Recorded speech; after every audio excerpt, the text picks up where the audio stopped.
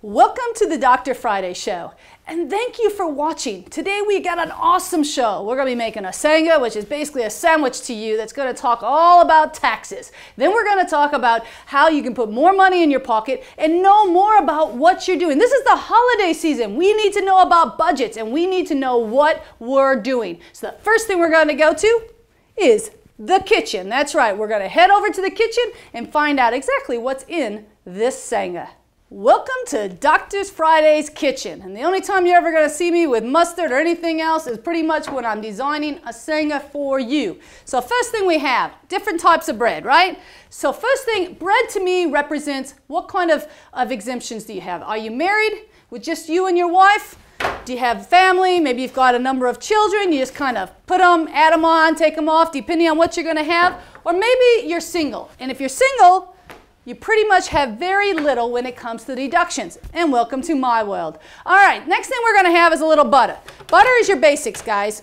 You see, I can't even get butter to work. Okay, butter is the basics. Butter is just that, W-2 income, simple income, right? A little of that going on. Next thing you have to decide is what kind of mustard are you? I mean, are you a person that lives paycheck to paycheck? That would be you. Paycheck to paycheck, in my opinion, yellow mustard. Or maybe you're a saver. You got a little money that comes in from interest, dividends, a little spice. You like to shake it up a little bit. All right, moving on. Next thing you have is mayo. I mean, really, what is mayonnaise? Mayonnaise is basically the people that like to invest, but they're really safe. So they pretty much do dividend reinvestments, not a big risk taker. If you like mayonnaise, you're going to do that. Me, I'm a self-employed person. There's not a lot of dividends growing in my portfolio. It's all about me and my business. All right, so then we move on. Now let's talk about cheeses. My opinion, 3 different types of cheeses. You got the basic, American cheese. This is a guy that basically has the 401k, puts his money away, very smart person, but not a big risk taker. Then you have the provolone cheese. Now this person does a little bit more. Maybe they've got some investments out into retirements like, a 1099-R will come in for your pensions and different things like that. Then you might want to put a little of this in there. Me? I'm a hot and spicy girl. That's right. A little jalapeno in my cheese. This is for your self-employed. People that file Schedule C's, Schedule F's. These are people that are moving along with those type of situations. You've got to know your cheese. If you don't know how you're making your money, how you can put more money in your pocket doing taxes if you don't know the answer to these questions? All right, so now we're going to move on to the big part of the sandwich. What kind of beef are you? Are you beef, pastrami, chicken, ham? All different types. Maybe you're a little bit of both. Maybe when you get into your investment portfolios, you find out you've got a little pastrami in you. Pastrami's a little spicy to me, so I'm thinking these are people that basically are a little bit more risk taker.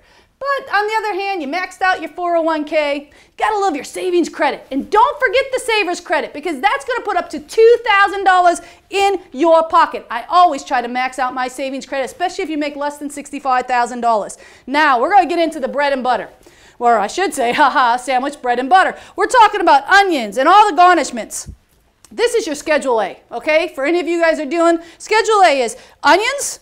Well, that's your mortgage interest, right? Let's throw another piece of bread on there. I'm gonna need some balance. All right, then you've got your tomatoes and your onions. All these are gonna represent different parts. Now you're gonna say, Friday, you're not gonna put some cucumber on there with the skin on, but hey, this is a talk show. This isn't exactly a cooking show. And then when it comes down to the bell pepper, giving. Guys, contributions are very important. They're a great tax write-off. It's a great way to put money in your pocket. But nowadays with the new tax law, if you don't have the right type of documentation, you're in big trouble.